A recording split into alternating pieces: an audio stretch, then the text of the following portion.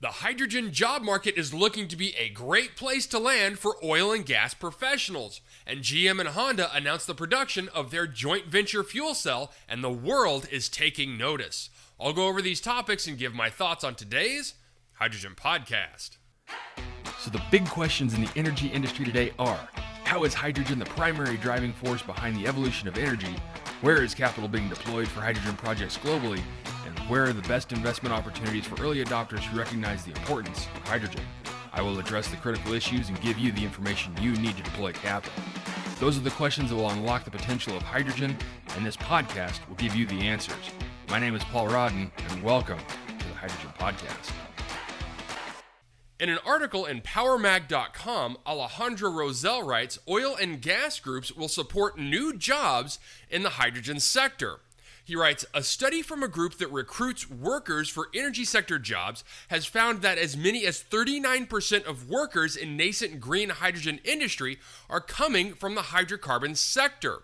The report from Worldwide Recruitment Energy, released in January of 2024, and the second edition of the study compiled responses from more than 4,150 energy workers across 52 countries.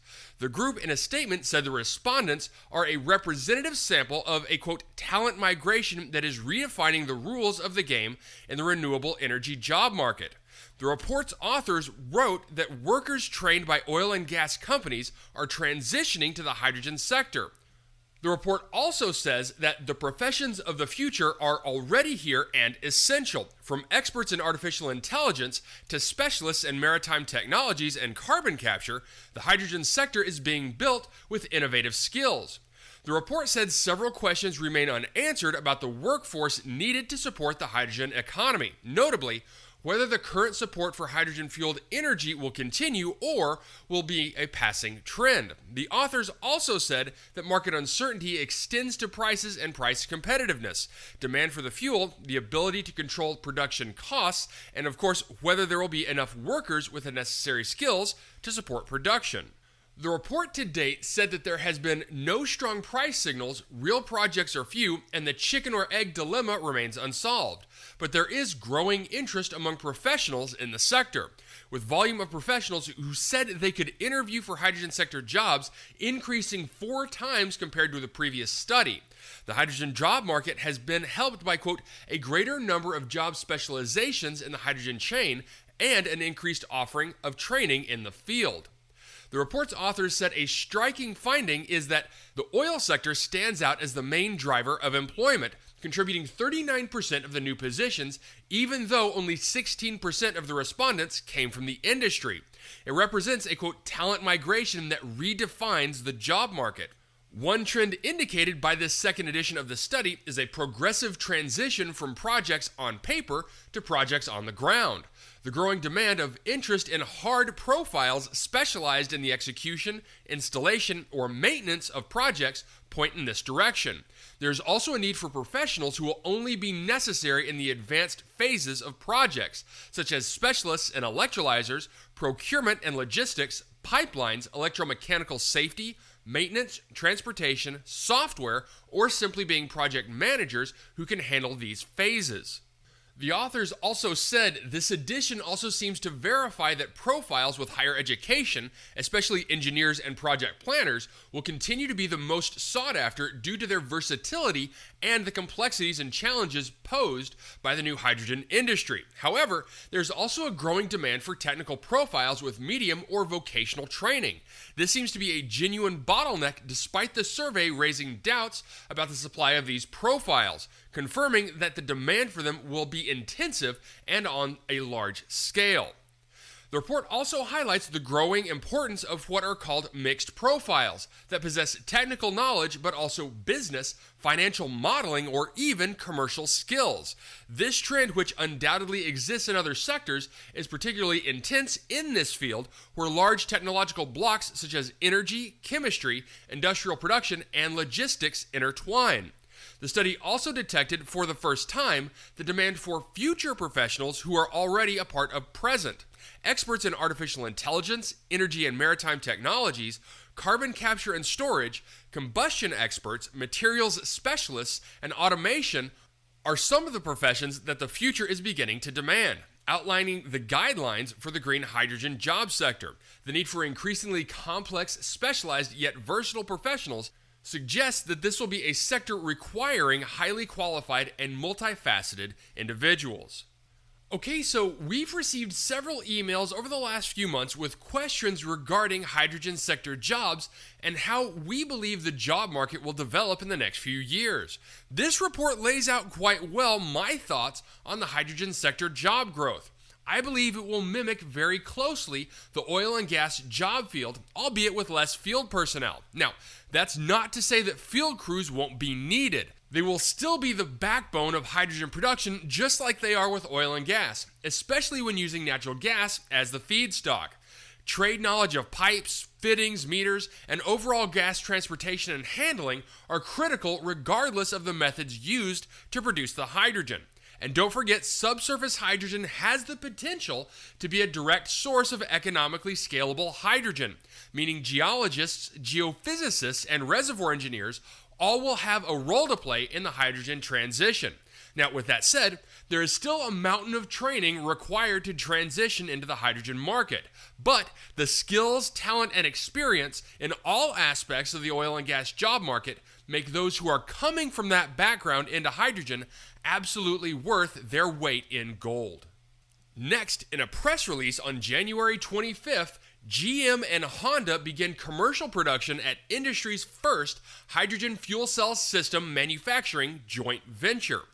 In a pivotal moment in the commercialization of hydrogen fuel cell systems, GM and Honda announced the start of their production of their 50-50 joint venture production facility, FCSM. FCSM is the first large-scale manufacturing joint venture to build fuel cells. FCSM was established in Brownstown, Michigan in January of 2017 based on a joint investment of $85 million. The 70,000 square foot facility has already created 80 jobs. The world-class hydrogen power solutions built at FCSM will be used by both companies in various product applications and business ventures. In a quote from FCSM President Suheb Haq, "This is a historic day for the industry as GM and Honda are the first fuel cell system manufacturing joint venture to begin volume production of fuel cells for transportation and beyond." He says, "We begin the process of raw materials for membrane and electrode all the way through completed systems. Ongoing investment and commitment by both companies is driving our success at FCSM. This commitment aligns with our mission of making high-quality, durable, and affordable fuel cell systems for a wide range of applications and customers." And in a quote from Tetsuo Suzuki, Vice President of FCSM, "We integrated the strengths of Honda and GM to create the most capable production system at this joint venture. We brought a mass production mindset with attention to detail and a focus on high quality, and now we are ready to meet the needs of the customers for the future applications of fuel cell technology and the beginning of the hydrogen era."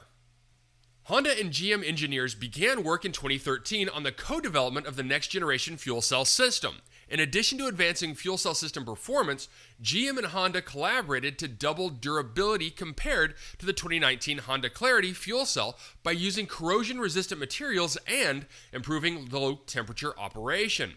Together, the two companies also focused on lowering development and manufacturing costs by leveraging economies of scale, advancing the cell design, simplifying supporting auxiliary equipment, utilizing common sourcing, and reducing the use of costly precious metals.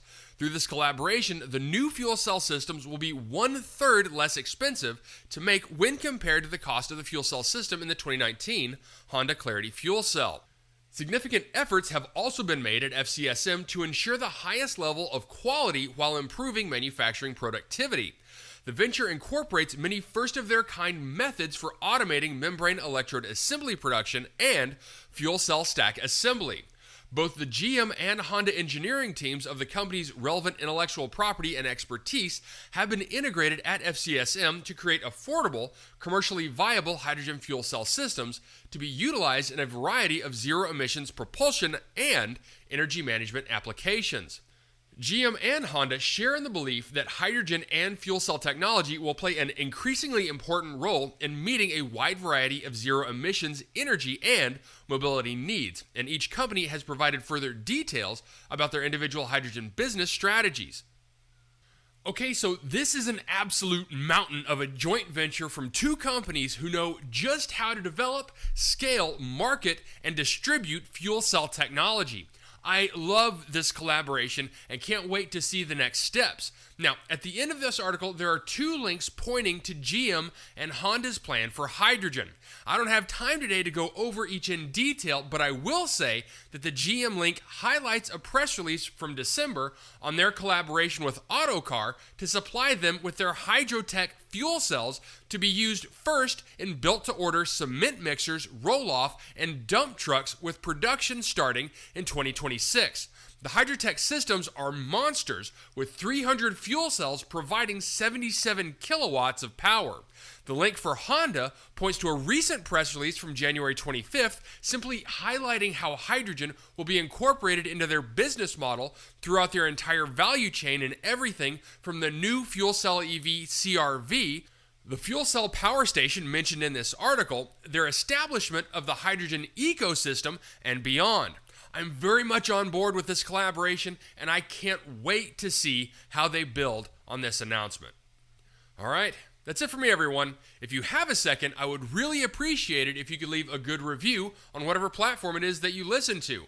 Apple Podcasts, Spotify, Google, YouTube, whatever it is. That would be a tremendous help to the show. And as always, if you ever have any feedback, you're welcome to email me directly at info@hydrogenpodcast.com. So until next time, keep your eyes up and honor one another. Hey, this is Paul. I hope you liked this podcast. If you did and want to hear more, I'd appreciate it if you would either subscribe to this channel on YouTube or connect with your favorite platform through my website at www.thehydrogenpodcast.com. Thanks for listening. I very much appreciate it. Have a great day.